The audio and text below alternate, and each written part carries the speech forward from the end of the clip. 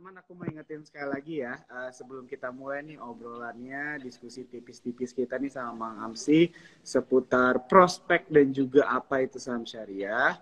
Kalian boleh ya tanya di comment section atau di Q&A yang mau bertanya. Dan jangan lupa ini TikTok kita sampai 9.30, jadi jangan sia-siakan waktu kita untuk tanya-tanya ya tentang saham syariah. Oke, kita langsung mulai aja kali Mang ya. Jadi teman-teman cuan troopers di sini kan mungkin udah banyak juga nih yang mengerti saham syariah begitu ya. Tapi ada juga mungkin buat teman-teman nih yang belum mengerti apakah itu saham syariah begitu kan. Jadi mungkin Mang Amsi bisa menjelaskan nih apa sih saham syariah itu dan prinsip-prinsip apa aja yang mendasari saham syariah. Oke, makasih Kak Jo. Terima kasih juga Sukor Sekuritas sudah di akhir-akhir bulan Ramadan ini kita sharing lagi ya. Jadi kalau ditanya tentang saham syariah itu kan ada dua kata ya, saham dan syariah. Kalau saham mungkin semuanya sudah pada mengenal ya, saham itu bukti kepemilikan kita atau seorang investor terhadap sebuah perusahaan, itu sahamnya. Kemudian kalau syariahnya itu berarti sahamnya itu sesuai dengan prinsip-prinsip syariah atau sesuai dengan kriteria yang diperbolehkan menurut syariah gitu ya. Nah kalau kita bicara tentang kriterianya berarti tidak terlepas dari fatwa Dewan Syariah Nasional Majelis Ulama Indonesia. Dalam hal ini yang mengatur khusus tentang saham itu diatur oleh dua fatwa yang dominan ya. Yang pertama adalah Fatwa nomor 80 tahun 2011 dan Fatwa nomor 135 tahun 2020. Nah ini dan juga ada satu lagi Fatwa nomor 138 tahun 2020 kalau tidak salah ya. Tapi yang populer dua, 80 dan 135. 80 itu mengatur tentang mekanisme perdagangannya dan 135 itu mengatur kriterianya. Jadi sebenarnya sih urutannya harusnya kriteria dulu baru transaksinya gitu ya. Tapi di Indonesia fatwanya duluan tentang transaksi, mekanisme dulu. Itu tahun 2011. Inilah yang mendasari lahirnya sistem online trading syariah atau SOTS dan juga indeks saham syariah Indonesia atau ISI.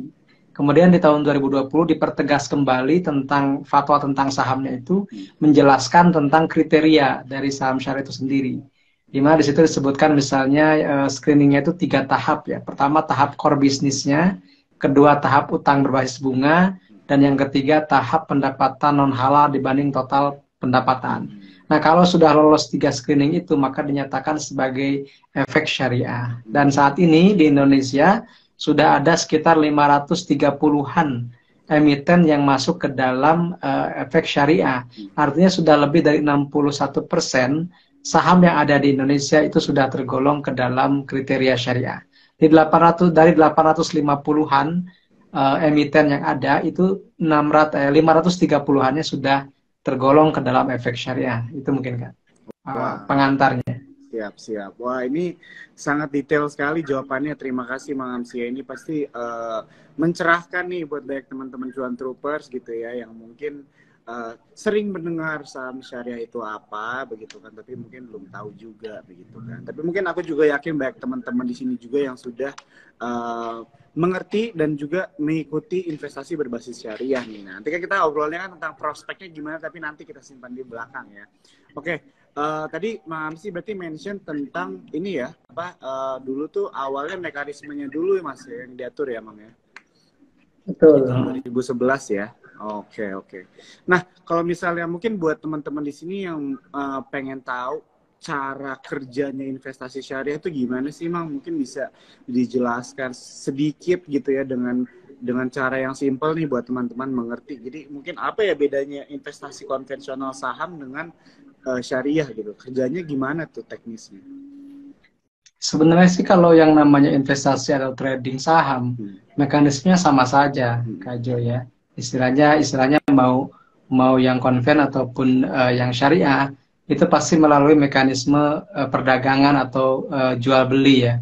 Di situ ada mekanisme jual beli dulu. Nah, yang membedakan itu hanya 2 saja sebenarnya. Pertama itu adalah bagaimana kita memilih sahamnya itu sesuai dengan kriteria saham syariah. dan tidak perlu pusing karena sudah ada indeksnya. Jadi indeks saham syariah Indonesia, pilih saja dari situ. Kemudian yang kedua, mekanisme perdagangannya atau cara berdagangnya itu harus sesuai dengan kaidah syariah. Misalnya, kita tidak bisa menggunakan utang margin dari sekuritas karena itu berbasis bunga. Jadi kita hanya bisa cash basis transaction, artinya transaksinya itu sudah hanya menggunakan uang tunai yang ada. Tapi semua itu tidak perlu pusing kalau kita sudah menggunakan sistem online trading syariah. Jadi sistem online trading syariah itu sudah mengotomatiskan transaksi kita. Kalau misalnya memilih saham yang non syariah itu pasti ditolak oleh sistem. Kemudian kalau kita memilih saham syariah pun tapi menggunakan utang berbasis bunga atau menggunakan margin yang ada bunganya, itu juga sama, kita akan ditolak oleh sistem, reject by system. Jadi istilahnya dengan adanya SOTS ini atau sistem online trading syariah itu menghemat pikiran, screening dan tenaga kita untuk memilih saham mana yang syariah atau transaksi mana yang sesuai syariah. Jadi intinya teman-teman kalau ingin jadi investor syariah, cara mudahnya ya kita menggunakan sistem online trading syariah. Kalau tidak ingin pusing dengan memilih atau memilah mana saham yang syariah atau transaksi mana yang sesuai atau tidak dengan prinsip syariah. Seperti itu, Kak. Oke, makasih ya Mang ya. Wah, ini buat teman-teman juga mungkin yang mau belajar atau mungkin mendalami lagi tentang apa itu saham syariah atau investasi syariah, bisa nih langsung cek ada di saham syariah ya, Mang ya. Sebagai founder, teman-teman bisa cek IG-nya, betul ya? IG-nya apa ya, Mang ya? Tadi ya? Kalau komunitasnya @syariah_saham ya, @syariah_saham.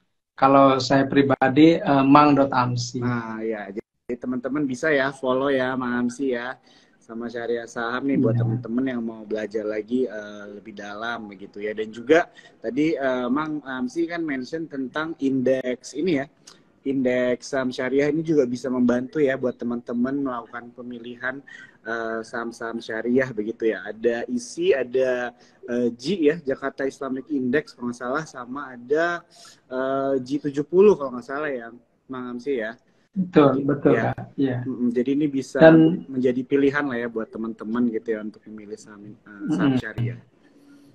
Ya. Jadi indeks itu sekarang indeks syariah itu sudah ada 5 Kak. Oh, udah 5. Yang pertama ya udah 5. Yang pertama yang paling tua itu JI ya, Jakarta Islamic Index. Itu sejak tahun 2000. Kemudian yang kedua itu ISI, Indeks Saham Syariah Indonesia tahun 2011. Kemudian JI 70 tahun 2018, Jakarta Islamic Index 70. Kemudian di tahun 2021 itu ada IDX MES BUMN 17, artinya BUMN yang syariah 17 dipilihkan yang paling liquid gitu ya. Terakhir di tahun 2022 ada IDX Syariah Grow, IDX Grow ya. IDX Syariah Growth. Jadi saham-saham yang masih potensial bertumbuh di luar yang kapitalisasi besar begitu ya. Itu ada 30. Jadi kita sudah punya 5 indeks, kalau kita ambil ya atau kita skemakan atau gambarkan stock universe-nya itu ada di ISI ya, Indeks Syariah Saham, Indeks Saham Syariah Indonesia. Jadi itu keseluruhan saham syariah yang ada. Kemudian dipilih lagi ada 70 yang paling liquid, itu namanya JI70. Kemudian dipilih lagi 30 yang lebih liquid dan lebih besar kapitalisasinya jadi JI, Jakarta Islamic Index. Sementara untuk indeks MES BUMN dan indeks Syariah Growth itu tematik ya. BUMN berarti berdasarkan BUMN, kalau Syariah Growth berarti berdasarkan pertumbuhan dari emitennya. Itu mungkin Kak. Wah, ini jelas banget ya teman-teman ya. Makasih banyak nih Mang Amsi untuk jawabannya. Nah, kalau misalnya tadi kan Mang Amsi udah mention nih beberapa istilahnya kriteria dan prinsip-prinsip syariah gitu ya. Nah, mungkin ada teman-teman di sini yang bertanya begitu kan, apakah investasi syariah itu menghasilkan keuntungan yang lebih sedikit nih dibandingkan investasi konvensional? Atau mungkin ternyata tidak sama sekali gitu. Mungkin Mang Amsi bisa kali ya memberikan pencerahan atau mungkin menjelaskan bagaimana keuntungan investasi syariah itu apakah ada perbedaannya dengan investasi konvensional? Oke, dari sisi return ya, dari sisi imbal hasil sebenarnya sih kalau harus jujur ya, di tahun 2022 itu indeks saham syariah Indonesia itu indeks saham syariah Indonesia itu tumbuh 15% lebih. Jadi justru mengungguli IHSG yang hanya 5%-an. Jadi di tahun 2022 justru saham-saham syariah itu lebih unggul ketimbang saham-saham konvensional. Kenapa seperti itu? Karena di tahun 2022 saham yang kenaikannya cukup tinggi, cukup pesat atau cukup signifikan itu adalah saham-saham yang berbasis komoditas, terutama di energi di batu bara dan juga minyak bumi dan gas. Dan itu adalah penggeraknya kebanyakan saham syariah gitu. Adaro, Bayan Resources, kemudian ITMG, PTBA, itu semuanya saham-saham syariah, Mas Jo. Jadi ketika misalnya saham batu bara naik, maka yang terkerek itu saham syariah, indeks saham syariah. Maka di tahun 2022, indeks kita yang syariah, ISI itu adalah indeks saham syariah terbaik di dunia, bukan hanya di Indonesia. Di Indonesia udah jelas itu mengungguli IHSG, mengungguli JI, mengungguli Q45 gitu. Bahkan di dunia pun itu indeks kita, indeks saham syariah Indonesia itu paling baik returnnya di tahun 2022 ketika yang lain itu banyak yang minus bahkan. Seperti itu. Jadi kalau ada yang mengatakan bahwa kalau saham syariah itu tidak terlalu menguntungkan ketimbang saham konvensional, mungkin beberapa data bisa menyangkal itu ya. Ketika pandemi misalnya, ketika tahun 2020-2021, JI70 itu indeks yang paling signifikan kenaikannya ketimbang indeks yang lain. Itu lagi-lagi indeks syariah. Kenapa? Karena katalisator di tahun 2020-2021 adalah saham BRIS. Kita tahu saham BRIS naik dari 135 ke 3.800. Itu terjadi di tahun 2022 ketika masa pandemi. Artinya gini teman-teman, kalau kita misalnya bicara indeks, itu sudah membuktikan beberapa tahun terakhir, saham syariah bahkan mengungguli yang indeks konvensional. Belum lagi kalau kita bicara secara individual sahamnya. Ya seperti tadi, saham BRIS pernah naik tinggi. Di tahun 2021 itu bank-bank digital seperti Bank Aladin juga pernah naik tinggi. Metro Data Elektronik juga pernah naik tinggi begitu. 2022 saham-saham batu bara, misalnya ITMG, kemudian Bayan Resources yang paling fenomenal mungkin Bayan ya, kemudian Harum Energi, kemudian PTBA juga sama seperti itu ya. Intinya saham-saham yang secara individual itu juga banyak saham-saham yang sangat potensial kenaikannya. Jadi di setiap tahun tuh selalu ada permata atau berlian yang bisa kita temukan di antara ratusan saham syariah tadi yang bisa mengungguli saham-saham konvensional. Jadi kalau kita bicara indeks, kita bisa buktikan dengan data di tahun kemarin mengungguli indeks lainnya, dan secara individual itu lebih luas lagi cakupannya, lebih memungkinkan lagi potensinya bisa mengungguli saham-saham konvensional. Mungkin gitu. Oke. Wah, jadi benar ya. Emang aku juga sempat sebenarnya lihat datanya, memang kemarin itu indeks saham syariah itu mengungguli IHSG, betul. Itu betul banget ya teman-teman ya. Jadi memang sebenarnya bahkan kalau misalnya kita melihat berdasarkan data, investasi syariah itu menguntungkan dan booming banget. Tadi Mas Amsi juga mention tentang performance secara global juga ya, yang patut nih teman-teman pantau dan perhatikan, dan bisa dibilang juga bangga begitu ya dengan performance dari saham-saham syariah di negara kita ini. Wah, luar biasa banget. Tadi sampai ada yang ngomong apa itu tadi, pasar modal nih, saham di pasar modal akan syariah pada waktunya, maaf sih katanya. Tadi sama Mas juga udah mention 61% ya, betul ya, 61% saham-saham yang ada itu sudah masuk ke dalam saham syariah begitu ya, memiliki prinsip-prinsip syariah. Oke, mungkin kita lanjut aja kali ya. Topik kita mungkin sekarang membahas tentang sentimen atau kondisi market lah ya. Mungkin bisa tipis-tipis nanti Mang Amsi mungkin bisa kasih view-nya aja lah gitu ya, pendapatnya bagaimana. Soalnya kalau misalnya kita lihat kan Mang ya, jadi dari kondisi market kita ini dari awal tahun, bahkan dari mulai Desember itu memang kurang menarik lah ya, bisa dibilang begitu, atau dibilang juga sepi gitu ya Mang Amsi ya, dan juga terkoreksi begitu kan, tergantung kita melihat time frame-nya juga, tapi ya bisa dibilang pesimis lah kondisi marketnya. Nah mungkin melihat kondisi market sekarang, apa tanggapannya Mang Amsi? Oke, mungkin saya lebih melihat kepada pasar ya, pelaku pasar masih harap-harap cemas atau mungkin masih wait and see ya, masih melihat-lihat dulu nih gimana prospeknya di tahun ini gitu. Paling kan sekarang itu ada agenda besar yang sifatnya domestik, misalnya ada pemilu. Pemilu itu kan di awal pemilihan umum ya, baik pilkada, pilpres atau pileg itu di awal tahun 2024. Itu kan akan jadi sentimen juga ya untuk yang sifatnya jangka pendek kurang dari setahun kan, seperti itu. Kemudian juga belum lagi ada isu-isu yang seperti resesi lah di negara luar gitu, ada perlambatan ekonomi, ada revisi GDP, kemudian juga ada ancaman perang dunia. Itulah sering kan, misalnya tahun kemarin sudah terbukti ada krisis geopolitik Rusia Ukraina gitu kan. Sekarang yang saya baca mungkin ada ancaman lagi lebih luas lagi kan, seperti itu. Tapi kan di balik semua sentimen itu selalu ada yang diuntungkan gitu kan. Contoh ya, sejelek-jeleknya, separah-parahnya pandemi tahun 2020, toh masih ada saham-saham farmasi yang ikut untung di situ.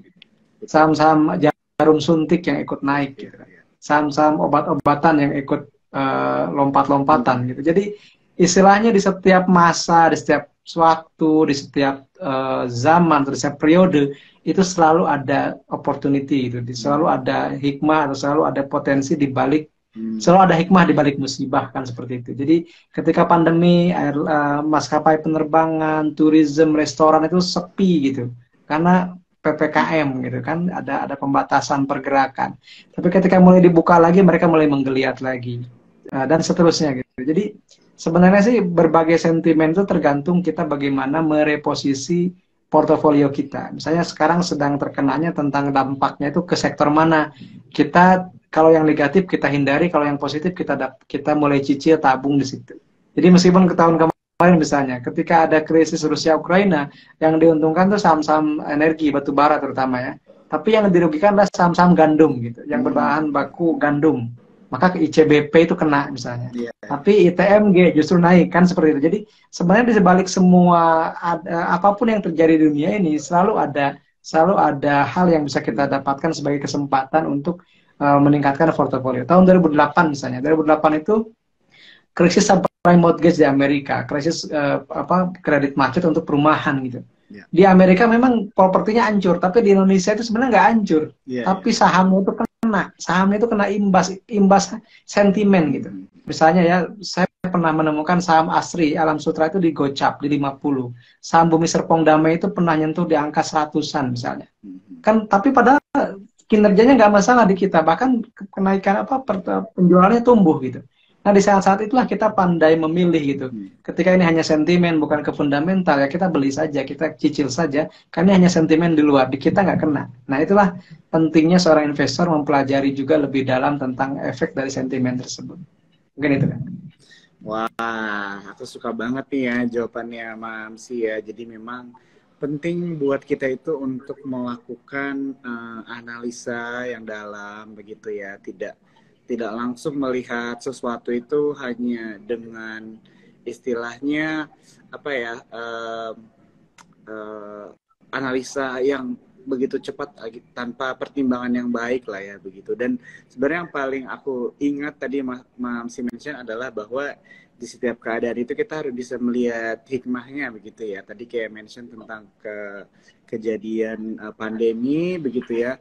Mungkin ada beberapa industri yang dirugikan, tapi ada beberapa industri juga yang diuntungkan begitu ya. Jadi melihat kondisi market sekarang ini begitu kan pesimis dan sebagainya, mungkin di beberapa sektor atau di beberapa industri juga kelihatannya kurang, tapi sebenarnya ada juga potensi-potensi yang upside-nya itu tinggi begitu ya di kuartal-kuartal selanjutnya atau bahkan sampai akhir tahun ini juga begitu kan. Nah inilah mungkin yang akan menjadi nanti pertanyaan kita nih selanjutnya begitu kan, mengenai prospeknya bagaimana nih tentang saham syariah nih Mang Amsi di tahun 2023 ini. Mungkin bisa di-spill atau diceritain nih sama teman-teman Cuan Troopers yang udah tertarik banget ingin mendengarkan tentang potensi dari saham syariah di tahun ini.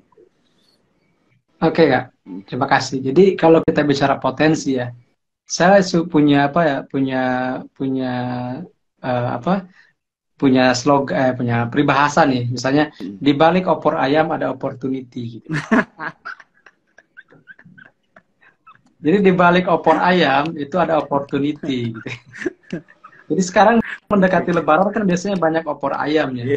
Nah di situ mungkin teman-teman bisa mencari opportunity-nya apa gitu. Opportunity di saat Lebaran itu seperti apa? Misalnya ketika kita bicara opor ayam dan banyak ayam, tadi saya beli ayam buat persiapan Lebaran, itu harganya sudah naik di atas harga normal. Berarti ada saham-saham ayam yang diuntungkan di situ. Ada Cepin, ada Java, ada Main dan seterusnya gitu ya. Kemudian kalau cari yang syariah aja yang mana. Kemudian misalnya di Lebaran ini orang banyak beli baju baru gitu. Kemudian banyak beli gadget baru. Misalnya itu ada yang terkena juga dampak positifnya apa. Kemudian sekarang orang sudah nggak belanja ke mall karena suka sesak padat gitu ya. Mereka lebih memilih online. Ketika online siapa yang diuntungkan? Berarti perusahaan-perusahaan logistik dan transportasi. Jadi sebenarnya dari situ kita bisa melihat kesempatan dan peluang. Kemudian juga misalnya orang banyak mudik, berarti lewat jalan tol gitu ya. Kemudian lewat jalan tol itu yang diuntungkan mana jalan apa saham-saham yang berkaitan dengan itu. Mereka juga menyetok tolak angin karena takut masuk angin misalnya kan. Kita buat cerita stock around us. Saham-saham itu ada di sekitar kita dan berkaitan dengan event lebaran dan mudik ini apa? Kan seperti itu. Tapi sebenarnya ada 4 sektor ya yang diuntungkan dengan adanya lebaran gitu kan. Misalnya pertama ada sektor transportasi dan logistik, kemudian ada sektor juga apa tadi consumer goods ya. Kemudian juga ada sektor infrastruktur dan terakhir sektor telekomunikasi kan seperti itu. Jadi yang secara garis besarnya seperti itu. Jadi ada sektor consumer goods, sektor transportasi, sektor infrastruktur dan sektor telekomunikasi. Itu yang berkaitan erat. Kemudian tadi saya iseng ya melihat data-data dari saham-saham retail. Ternyata dari 2 atau 3 tahun terakhir saham-saham retail itu mengalami lonjakan laba bersih atau pendapatan itu di kuartal kedua. Kenapa di kuartal kedua? Karena di kuartal kedua ini ada lebaran dan liburan. Ada lebaran Idul Fitri dan liburan sekolah. Belum lagi sekarang jaraknya misalnya lebaran April nih. Lebaran itu bulan April, sekarang akhir April. Kemudian liburan itu Juni. Jadi di kuartal kedua semuanya. Kemudian juga Idul Adha juga, 2 bulan setelah Idul Fitri kan. Jadi di situ komplit semua tuh, lebaran, liburan dan kurban. Nah, itu kan semuanya menjadi opportunity di balik opor ayam tadi gitu ya. Jadi intinya setelah opor ayam nanti ada sate kambing kan seperti itu. Nah, di situ bisa dilihat sektor apa yang diuntungkan. Nah, tadi saya lihat sektor-sektoritas seperti misalnya LPPF, Kraus, kemudian apalagi MAPI gitu. Keuntungan terbesar itu dibuat di kuartal kedua. Karena di situ ada lebaran dan liburan. Nah, jadi saya pernah baca juga laporan tahunannya dari Matahari Debt Store waktu dulu masih rame orang pada belanja ke mall ya. Sekarang udah berkurang.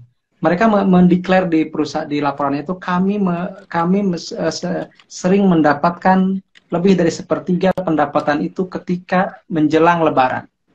Artinya ketika ada lebaran itu momentum untuk saham-saham retail menaikkan penjualannya. Dan itu akan berimbas kepada laba bersih.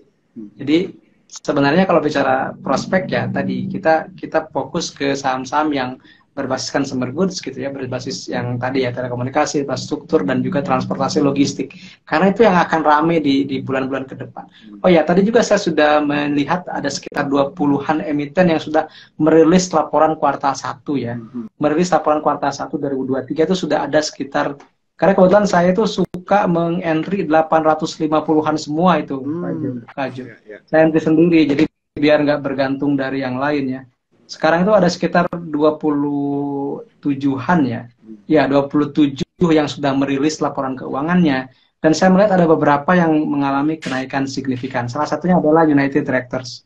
Jadi United Tractors itu sudah muncul. Jadi United Tractors kan sekarang itu mau bagi dividen yang besar ya. Nah, di kuartal 1 ini sudah merilis juga. Sekarang labanya itu naik sekitar 23% dan pendapatannya naik 25%. Itu UNTR. Jadi masih naik dari tahun yang lalu. Dan sekarang dividennya pun besar. Nah, uniknya saya juga tadi lihat data kasih tentang dividen ya. Jadi dari 45 emiten yang bagi dividen, 39 diantaranya bagi dividennya di bulan Ramadan. Jadi seolah-olah emitennya bagi-bagi THR kan gitu ya. 39 dari 45 perusahaan bagi dividennya di bulan Ramadan, kumretnya di bulan Ramadan. Gitu, dan masih ada yang ke depan ada beberapa perusahaan lagi sekitar 18-an perusahaan yang mau bagi dividen. Artinya di bulan Ramadan ini banyak kesempatan untuk jadi investor yang mendapatkan dari dividen, ada yang juga dari capital gain. Yang terpenting bagaimana kita memposisikan atau mengambil posisi sebagai investor atau sebagai pedagang saham syariah. Gitu. Jadi benar-benar bulan kemenangan ya Mang Amsi ya? Bulan kecuanan gitu.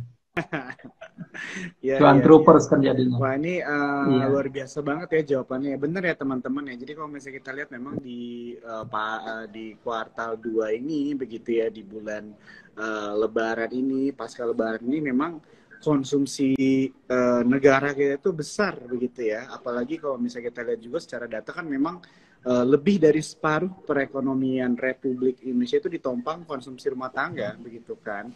Nah, jadi tadi yang seperti udah dimention sama Amsi, ya nggak bisa aku lupain itu ya, di balik opor ayam ada opportunity gitu kan. Jadi Betul. bagaimana kita melihat semua apa ya, bisa dibilang kejadian hal-hal yang terjadi di dalam negara kita ini akan ada selalu kesempatan yang bisa kita lihat begitu ya, opportunity-nya. Tadi juga Mang Amsi sudah mention nih beberapa saham-saham yang laporan keuangannya bagus begitu ya, naik terus dan berkembang begitu kan. Dan juga udah mention beberapa saham-saham sebenarnya yang bisa dipantau nih sama teman-teman cuan troopers begitu ya. Oke, sebelum kita lanjut obrolannya, aku mau ingetin sekali lagi buat teman-teman, kalau misalnya kalian ada pertanyaan tentang saham apapun, boleh ya di-mention di komen atau nggak di Q&A box-nya langsung begitu ya. Atau misalnya mau ada pertanyaan tentang seputar investasi berbasis syariah, kita boleh ya Mang Amsi ya, nanya-nanya sama Mang Amsi juga. Siap. Ayo. Oke. Mungkin kita lanjut lagi ya. Jadi kalau misalnya saham-saham lain nih, kira-kira ada nggak yang mungkin lebih spesifik lagi yang teman-teman cuan troopers bisa pantau, perhatikan gitu. Jadi setelah pasca Lebaran nih kayaknya ada potensi bahwa saham ini akan memberikan apa ya, cuan lah nih buat teman-teman cuan troopers. Mungkin bisa di-share nih sama teman-teman yang lagi nonton. Oke. Kalau teman-teman yang suka finance ya, suka sektor keuangan gitu. Di saham syariah itu kan masih terbatas ya, karena baru 5 yang ada di sektor keuangan itu baru 5 ya. Dan yang 5 itu pun yang liquid cuma 3 mungkin ya. BRIS, BTPS, dan PNBS gitu. Ini PNBS sudah rilis, barusan saya cek ya. PNBS itu sahamnya kan murah meriah ya, tapi memang labanya pun tidak terlalu besar. Tapi secara year on year atau secara tahunan, pendapatannya tumbuh 24% dan labanya tumbuh 69%. Itu kan cukup menarik ya, PNBS. Tapi disclaimer on ya teman-teman, karena PNBS sahamnya saham tanda kutip saham di bawah 100 gitu ya. Kemudian kalau yang konsisten itu saya melihat yang tumbuh di atas 40% juga ada BRIS, tapi BRIS ini belum rilis laporan keuangan Q1. Tapi saya sudah pernah riset laporan 2 bulan pertama di 2023. Itu pendapatan naik dan laba bersihnya pun tumbuh sekitar 40% lebih.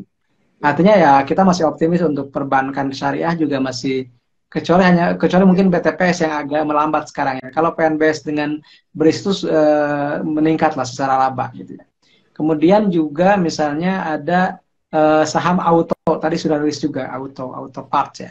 Karena kan kemarin juga ada berita bahwa penjualan mobil itu meningkat. Nah, ternyata juga berimbas kepada penjualan suku cadang. Dan tadi kalau tidak salah auto ini saya cek dulu ya.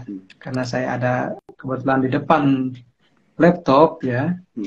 Jadi auto ini dari sisi pendapatan itu tumbuhnya sekitar 8,6%. Tapi dari sisi laba itu tumbuhnya 92%. Tumbuhnya 92% dengan rasio price to earning-nya dengan pencapaian itu auto ada di angka 5,3 kali dan price to book-nya 0,7. Jadi sebenarnya sangat menarik secara valuasi ya. Sangat menarik secara valuasi, hanya saja mungkin kurang liquid. Tapi auto ini backing-annya kan grup Astra gitu. Kenapa saya ngomonginnya auto? Karena ASI saya nggak bisa beli gitu. Karena ASI belum syariah. Sampai hari ini belum syariah. Karena di daftar terakhir itu Astra masih belum masuk syariah. Tapi ada kemungkinan di bulan Mei itu masuk katanya. Kenapa? Karena utang berbasis bunganya sudah turun dan pendapatan halanya pun sudah di bawah yang di bawah toleransi gitu. Artinya Astra bisa masuk lagi ke daftar efek syariah. Tapi anak usahanya seperti auto tadi sudah membukukan keuntungan ya. Kemudian UNTR juga sama, tadi sudah saya jelaskan ya. Jadi hari ini rilis saham-saham Astra. Dari track Collectors itu naik sekitar berapa tadi? 23% untuk labanya, dan untuk pendapatannya 25%. Jadi masih double digit ya untuk UNTR gitu. UNTR, kemudian auto. Kalau saya melihatnya dari kuartal pertama itu miniatur dari setahun ke depan gitu kan. Jadi kalau misalnya kuartal satunya sudah mencerminkan di situ ada kenaikan, ya tinggal berharap konsisten sampai akhir tahun, berarti dia akan ada pertumbuhan yang sama dengan asumsi masih kinerjanya sama gitu ya. Nah, seperti itu. Jadi intinya dari 20-an yang sudah rilis itu banyak yang mengalami kenaikan signifikan baik dari sisi pendapatan maupun dari sisi laba. Artinya mungkin belum saatnya di Indonesia untuk resesi gitu. Masih ada harapan untuk tumbuh di tahun ini. Gitu. Ya, setuju ya sama Mang Amsi ya. Jadi memang kalau misalnya dibilang tadi mention tentang kata resesi ya Mas ya. Ya, jadi kalau misalnya untuk resesi mungkin kan dari banyak pakar dan analis juga sudah mention bahwa untuk resesi itu sangat kecil, mungkin terdampak tapi tidak sampai resesi aja kali ya begitu. Dan juga tadi aku suka nih Mang Amsi mention tentang bahwa performance dari kuartal 1 itu menjadi miniatur ya sampai akhir tahun. Nah, itu juga bisa menjadi perhatian mungkin salah satu ya teman-teman cuan troopers nih di highlight salah satu bagaimana kita menganalisa begitu ya suatu saham gitu. Contoh tadi kayak Mang Amsi mention tentang BRIS ya. Jadi BRIS, Mang Amsi udah sempat lihat gitu ya performance-nya di bulan 1 dan bulan kedua ya. Gitu walaupun belum keluar laporan keuangannya lagi yang terbaru, tapi istilahnya bisa dilihat ada potensi bahwa BRIS ini juga akan menguntungkan secara fundamental itu baik begitu ya di tahun ini. Oke, terima kasih ya Mang Amsi ya untuk jawabannya. Di sini ada teman-teman yang udah mulai nanya nih tadi. Mungkin aku boleh langsung nanya aja kali ya Mang Amsi ya. Soalnya tinggal sedikit lagi. Ada yang nanya tentang Excel. Gimana nih kira-kira kalau Mang Amsi view-nya terhadap Excel? Excel, oh ya, Excel Komindo ya. Iya. Excel itu belum rilis laporan keuangan ya. Setahu saya sekarang belum rilis gitu. Tapi saya cek dulu yang tahun kemarin ya. Boleh. Jadi Excel Komindo itu salah satu juga perusahaan yang diuntungkan dengan adanya lebaran ya. Karena berkaitan dengan telekomunikasi. Dan telekomunikasi ini kan kalau mau lebaran orang banyak yang video call atau apa gitu ya. Logikanya seperti itu ya. Dan juga di tahun kemarin Excel Komindo itu masih ada pertumbuhan kalau tidak salah ya. Saya juga harus lihat datanya dulu ya. Sebentar. Excel ya. Iya. Nah, Excel sekarang harganya 1.795 betul ya? Iya. Di tahun 2022 memang kemarin itu secara pendapatan dia naik 8,9% secara full year ya. Tapi secara laba bersih memang mengalami penurunan minus 13%. Jadi ini mungkin menjadi indikator atau sentimen harganya sekarang turun ya, seperti itu.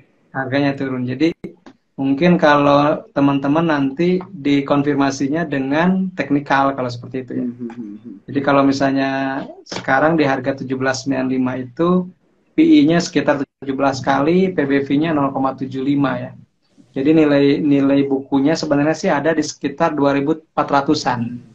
Itu nilai buku. Jadi sebenarnya sekarang diskon ya di 17. Sebentar, berapa tadi Excel teh?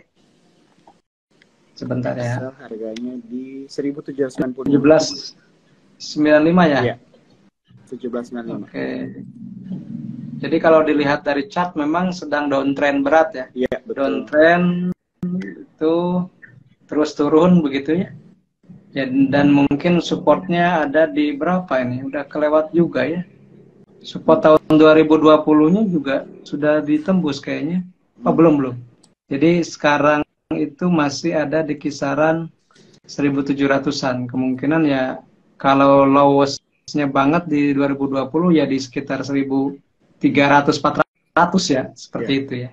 Tapi mungkin nggak ke sana sih kalau saya melihat, nanti dilihat aja. Dan nilai bukunya masih di 2.400. Tapi mungkin kalau mau beli disarankan nanti sudah reversal aja secara teknikalnya. Artinya sudah mulai jenuh di bawah, kemudian dia mulai ada breakout dari downtrend line, Karena secara nilai buku sih masih di bawah gitu ya. Ya, ya. Kalau kata temen sih di bawah berapa gitu, merem aja kalau Excel katanya, nanti di bawah. Nanti dia akan naik lagi ke 2000-an seperti itu. Tapi sekarang memang lagi turun. Jadi kalau mau teman-teman mau nyicil ya tunggu sampai jenuh, jual dulu lah gitu. Jangan Ya. terus turun-turun dibeli, nanti juga habis juga modalnya kan, seperti itu.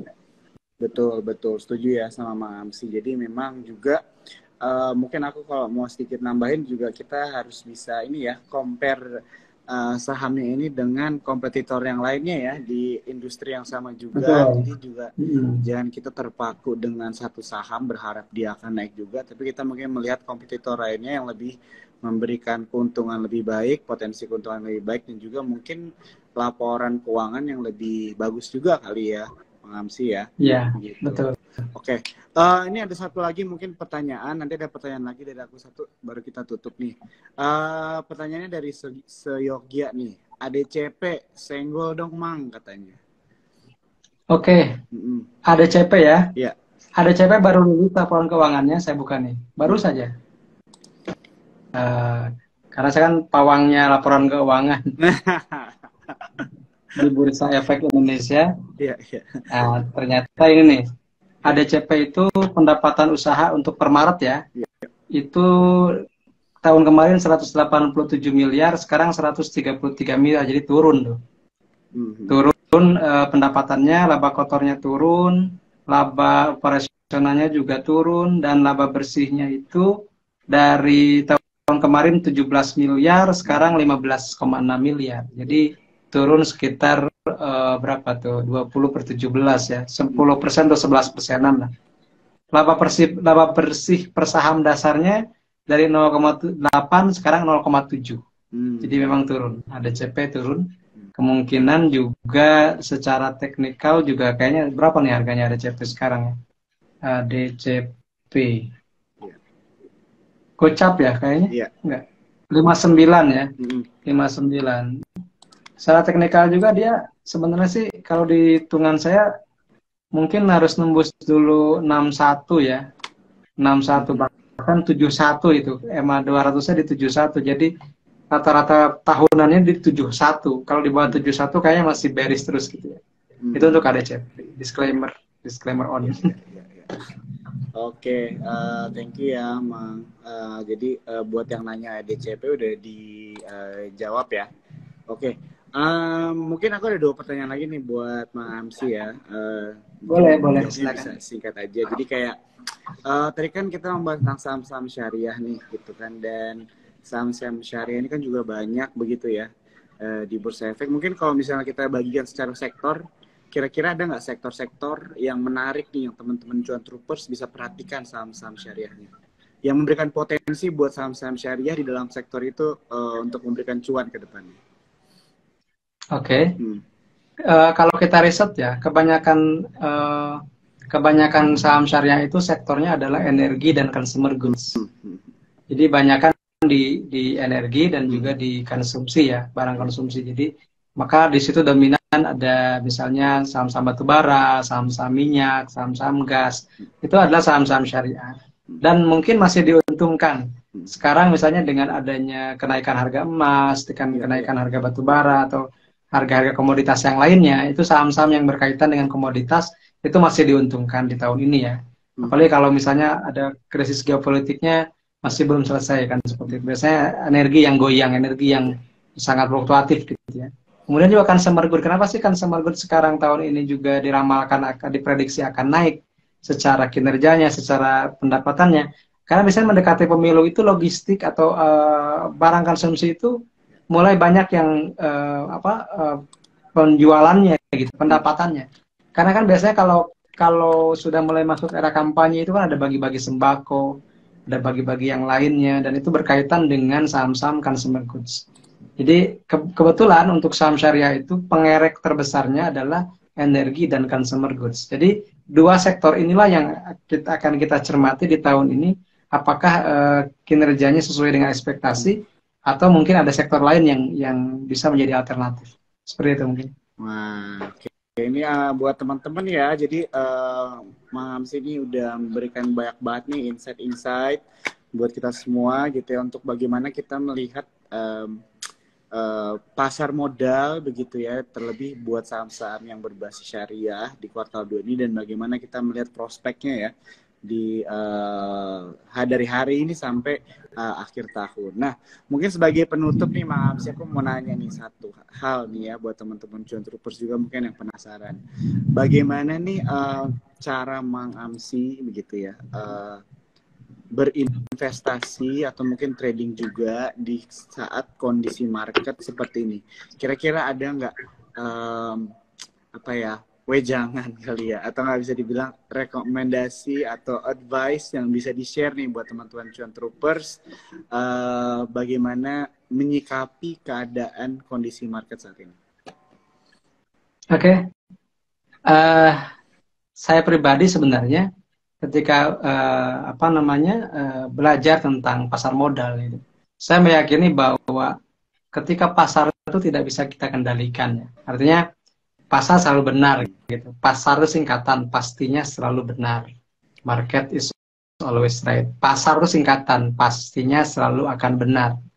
Kemudian saham itu selalu antara hijau atau merah, itu singkatannya, Mas Joy. Jadi pasar saham berarti pastinya selalu benar, selalu antara hijau atau merah. Jadi naik, turun, dan sideways itu adalah sebuah keniscayaan di pasar saham. Nah, yang paling penting adalah bagaimana kita menyikapi fluktuasi itu dengan analisis yang kita punya. Maka seperti yang kaos yang saya pakai, kelihatan nggak ya? Fatama gitu. Fatama itu kan fundamental analysis, technical analysis, money management. Fundamental itu what ya, what yang ada di sini. What itu apa sih yang bisa dibeli? Berarti saham-saham yang bagus. When itu technical, kapan sih beli yang tepat dan jual yang mendekati optimalisasi keuntungannya di mana gitu. Kemudian yang paling penting adalah money management, itu how much, berapa banyak risiko yang bisa kita ikhlaskan ketika saham berbalik arah tidak sesuai prediksi kita. Teknikal dan fundamental kadang tidak bisa kita atur sebagaimana kita mau. Yang bisa kita atur adalah bagaimana kita memanage portofolio dan modal kita di saham itu, karena itu adalah uang kita. Fundamental, teknikal itu ya urusan perusahaan dan urusan pasar di luar diri kita. Tapi yang ada di dalam diri kita dan juga di dalam tangan kita adalah modal yang akan kita gunakan untuk bertransaksi itu. Maka yang paling penting ketika belajar investasi dan trading saham, terutama saham syariah, adalah bagaimana kita mengikhlaskan risiko yang sewaktu-waktu bisa berbalik arah kepada kita. Jadi intinya trading itu adalah meminimalisir risiko untuk mengoptimalkan keuntungan. Begitu. Merinding nih aku Mas dengarnya. Ini bagus banget nih, dari tadi Mang Amsi omongannya nih banyak banget yang bisa di-quote nih, dibikin caption nih ya. Oke, mungkin itu aja dari saya. Ini buat teman-teman Cuan Troopers ya, kalau misalnya ada yang baru join, ketinggalan nih obrolan seru kita sama Mang Amsi malam hari ini, kalian bisa cek di IG Sukor Sekuritas ya, ini di save ya teman-teman ya. Dan tentunya Mang Amsi ke depannya kita akan undang Mas Amsi juga ya, kita akan bahas topik lain juga yang serunya sama begitu ya Mas ya. Oke. Mungkin dari itu aja saya Jo mau pamit dulu buat teman-teman Cuan Troopers dan juga Mang Amsi. Terima kasih banyak buat waktunya ya. Mari Mas ya. Selamat malam. Oke, terima kasih semuanya.